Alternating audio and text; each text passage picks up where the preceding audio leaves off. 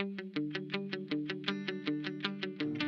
think the thing about running my own business that I enjoy the most is the flexibility to do what you want to do. If you want to start later one morning, then you can do that, and or finish early one day. The reality of it is that you end up working probably harder than you would do if you were doing a normal 9 to 5 job. Our business is successful because it's flexible.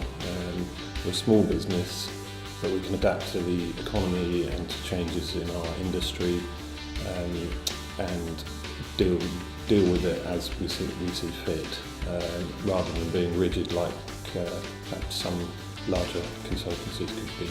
The most challenging aspect for us has been, obviously during the last 5 years, the property market has seen a huge crash. There's been a huge recession and a real contraction in the amount of building work that's going on in this country. So as a consequence of that, the amount of work that's available for everybody in the industry is a lot less, and the challenge really has been surviving the last 4 or 5 years.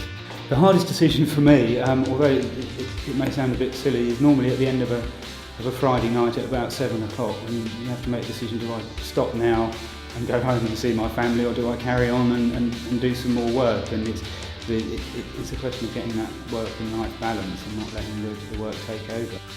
Yeah, the proudest moment in my career was watching the first game at the new Annex football stadium in Brighton, which I've been part of the team that got planning permission for it, and you've been involved as well, haven't you?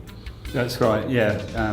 I certainly agree that watching the first game up at the stadium, knowing that I've been involved in that in some way, was a really proud moment for me. I would like to grow the business gradually, certainly over the next 10 years, to include potentially another 3 or 4 members of staff.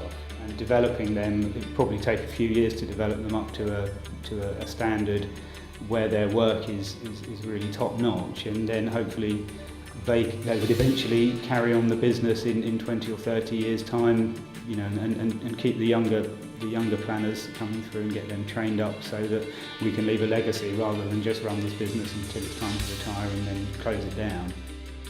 The main bit of advice for new businesses would be to just continually market and don't stop profile raising. You can never do enough, and it's just a continual process.